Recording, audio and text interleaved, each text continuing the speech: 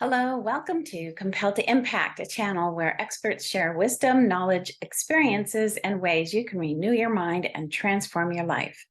I'm Gina T, and I do have people on that I interview from time to time. Such a new channel. Um, it's going to take a while to get people scheduled in because our schedules are all packed. Anyway, this is episode 63, From Misery to Joy. You can choose.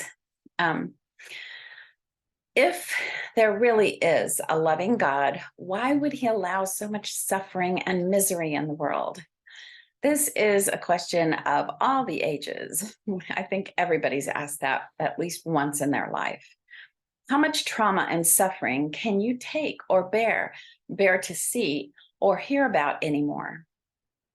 Is there any good answer to the hardship and misery that's all over the news and social media, as well as in your circle of concern? And it's not just what's reported on, it's what you hear people saying and their tone of voice. It's just very sad a lot of the time. It seems that while many things are getting better, many more conditions appear to be getting worse around the world. And we can choose to not be on social media that much and not have so much terrible input. It is a choice. It is something that we can do on our own. But here are a few thoughts that I have on this misery versus joy and how you can make that choice. First, with quick and easy access to information these days, we hear of everything around the world instantly. We see and hear about things that we might think are new or worse than ever before. But in reality, there have always been devastating situations and patterns of agony, of depravity and despair among humanity. It's still very wrong. Sorry, I'm just trying to get a grip. It's still very wrong. However, there has always been a choice to either act like a barbarian and cruel to others, or find or create a redeeming factor of goodness and decency. Sound idealistic? Probably, but it's very possible.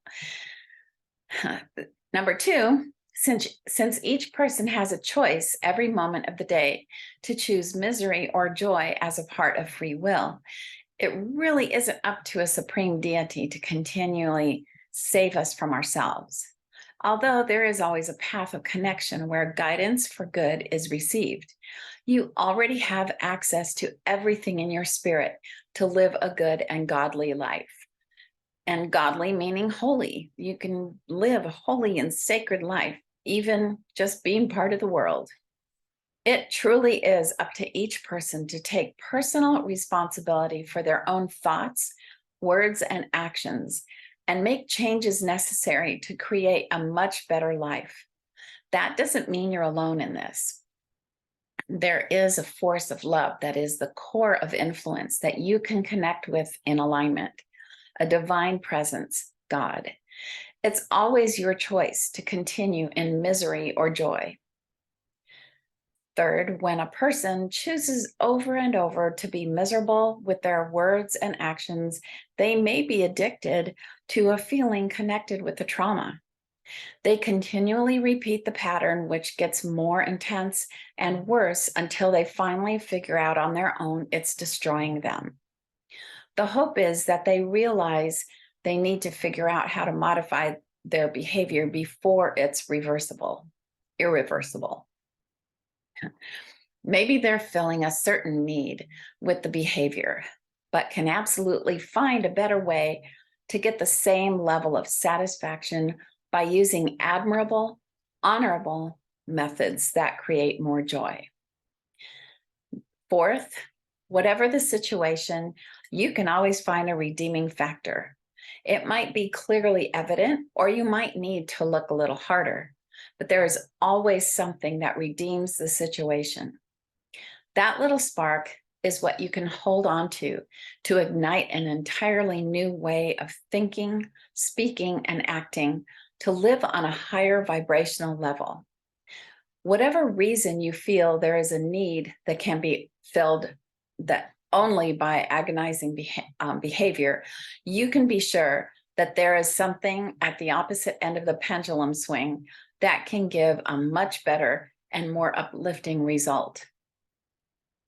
You will be adding value to your life and the vibrations affecting everyone around you, rather than subtracting from it.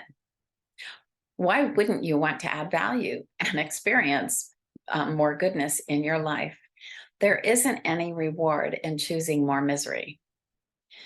Fifth, I've mentioned in other videos that sometimes choices you make or feelings you have are a result of generational patterns. For example, if there has always been a certain harmful behavior or belief in your family line, it began somewhere along the way and can be stopped at any point. It could even be that your immediate family isn't doing that exact thing, but something similar begins to creep into one person's thoughts or actions. That's when the person who recognizes that something isn't right has a responsibility to investigate and change the catalyst. Asking some simple questions in order to identify it can be the beginning of necessary changes. For example, if you experience bitterness for someone's actions but have no idea where that bitterness came from, it's possible that your mom, dad, or someone farther back in your lineage passed on these feelings from similar situations without being aware. Your spirit is sensitive to those closest to you. The spiritual inheritance you received is nudging or disturbing your spirit to let you know that there is something you need to be aware of, and most likely put an end to. You might not understand completely what it is. However, whatever it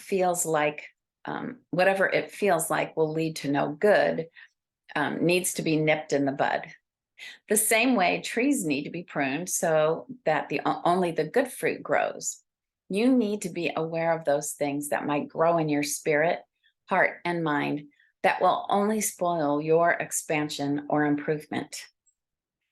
Number 6, respond to spiritual, emotional, and mental pain in the same way you would respond to physical pain. Pain in the body is the body's way of telling you something's wrong.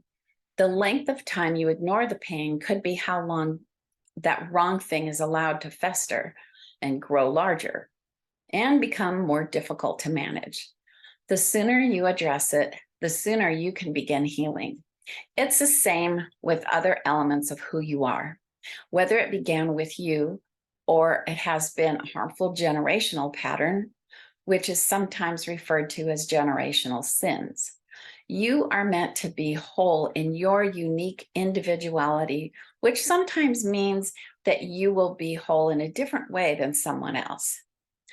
Although with each new era of information and how it's gathered, there is more knowledge and education in every category of life that we all have access to. Trust your intuition, your gut feelings. Be aware and sensitive to how you feel towards your thoughts, words, and actions.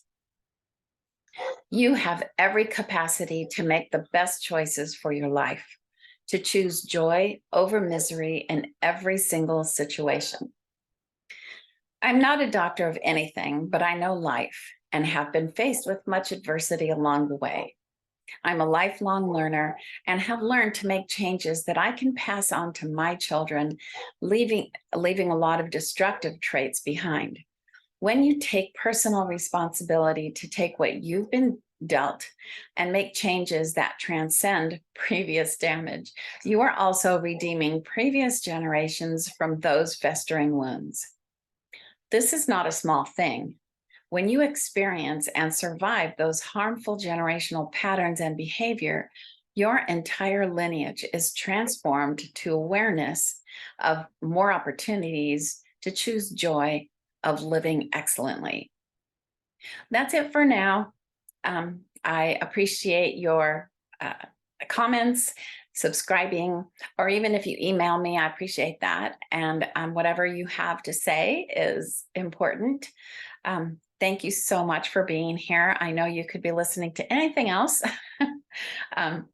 Thank you for subscribing and interacting. Keep seeking and learning. Stay open to possibilities of grace, compassion, and love. And as always, live excellently, give generously, and love lavishly. Thank you. Ciao for now. Mwah.